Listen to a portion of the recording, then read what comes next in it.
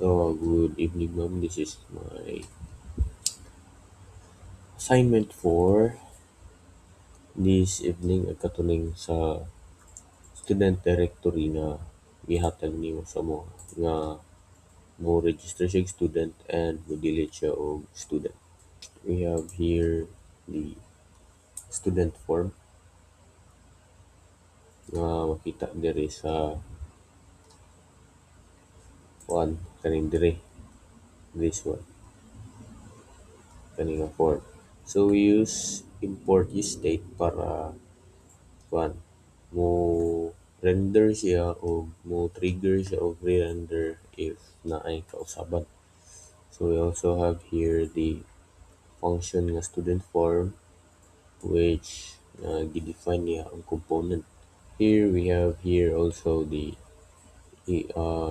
isa o parameter na structuring siya nga props sa app nga ni passes down nga function nga nagatawag og add student nga naa diri sa app JSX kani kani nga component puro siya ni receive bitaw diri kuan siya parameter nga gingalanan og on add student. So like muni siya ang paagi nga how the child nga kuan nga moisuri balik sa iyang parent like the parent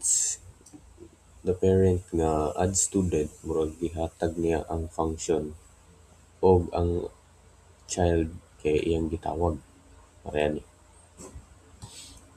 So we have here the three separate pieces of state nga ang kada usa ni nila kay naay input field nga name dayon nag-hold siya og current nga value nga set name and pareha ni student course and set course. And starting the value gingani kuan siya empty string para sa tulo. And next is kaning function nga handle submit dayon prevent default parenthesis. So like nagdagan ni siya kung ang form is na-submit na.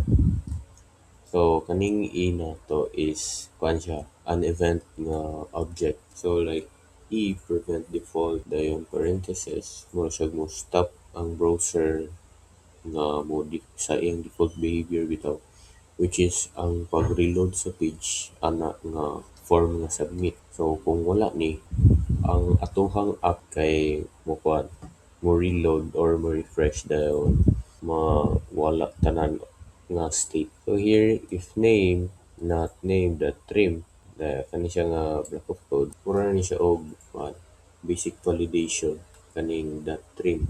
Kaning dot trim is to remove white space. So like kung naay naghatag og naay naghatag nga just space ra siya or ang ngalan or ang mga ID nato nga gihatag is empty, ang iyahang i-return is walay ma-add niya pareha ni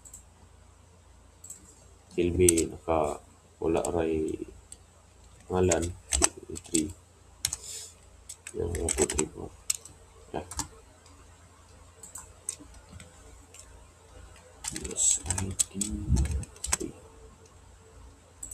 ana walay mo kuan walay mo gawas diri nga kuan na record. So next is ang on add student kani. So kaya siya kay di tawag siya og function nga di pass down gikan sa app nga kani nga gahandle og pag-ong student nga object which is kaning crypto random UUID. So mo generate ni siya og ID nga unique for every data nga na-input sa user. Kay ang React ni gamit og key props to like mo track siya og list items o gagamit og name alone like mo class siya kung duha ka students ang naggamit og parehang nga ngalan. So like mura siya mo shorthand bitaw. So next is kani. So kani is very simple mura siya mo clear og form after adding. So ready siya for the next entry. So here we have the return. So kaning nga JSX mo ma-return siya by the component like kaning unsubmit nga handle submit.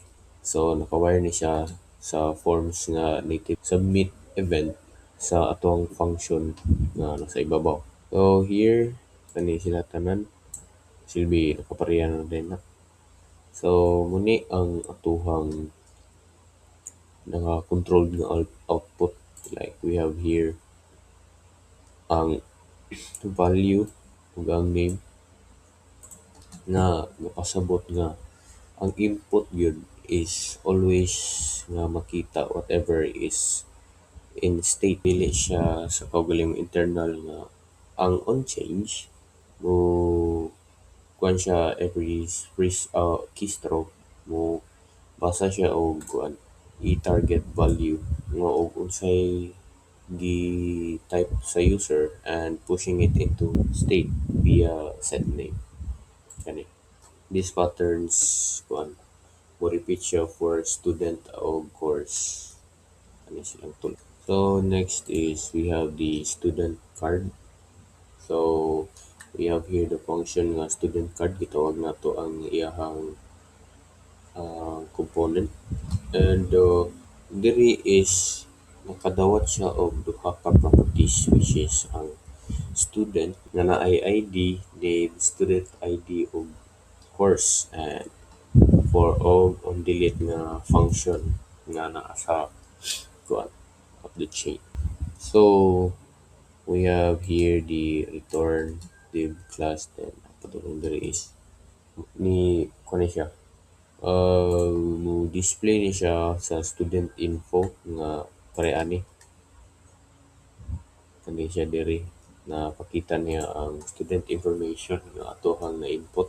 So next is kani mo tawag ni siya og on delete with the specific nga student nga ID kung maklik pareani. Instead nga ito ang isulat ni og on click lang ana. So like without the arrow function mo para siya mo dagan pa siya dahil immediately or render instead of waiting for the click. Next is ang student list. So we have here the import nga student card and its function. So kaning component is receive ni siya og full student array nga og kuan og ang on delete nga function nga gapasa ra og on delete nga straight through. So if ang array is empty mo hatag ni siya og message instead of empty list kuan siya wala siya like mo gawas ani no students registered yet. So like if ato na i-delete mo gawas na ingani.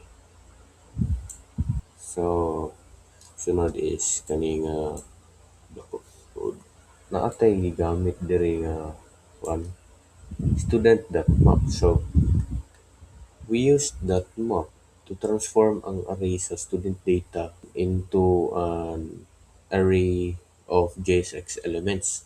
So one student card per student. So kuan so key student.id ani student so it is required sa React kung whenever you render a list mo hatag siya og or mo gamit siya og unique nga ID not the kanang array nga index. So that ang React kay maka-track bitaw siya og unsa nga card ang ihang mo-delete. So we have here ang counter. So like diri ni siya makita og pila ka book students ang naka-register diri mukod ang mogawas diri nga total. So we have here basically the simplest one. So like kuan siya mo receive ra siya og number as a property dayon mo display ra siya dayon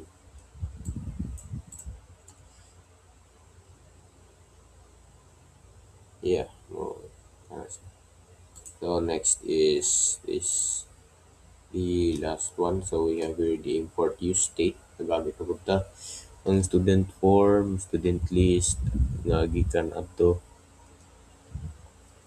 So like kuha niya tanan tong tulo ka child component para kuan para matarong o para matawag sa mga component or sa iyahang mga child ang kaning parent o appealing app.css kay kung wala ni kay dili makita ang design. So we have here the function app count students, set students o give state. So kani nga single source of like truth for the entire app. Mura ni siya og hatag og array of student objects like nag-start gyud siya og empty. Mura siya lifting state up. So like instead of each component manage siya og own piece of data. So like the shared data dayon lives in the common parent na kaning app na function. So that ang children na dayon kay mo kuha na dag access via properties like pareha ning form or like kaning sa list ani igo na lang siyang magkuha.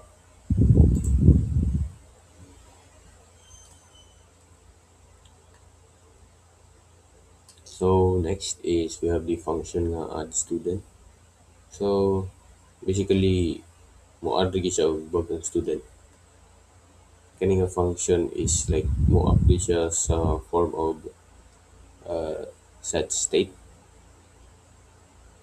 og prev nga is currently array. So we have here the prev student nga mo spread out all the existing students into a new array nga and appends the new one like mo add og bago.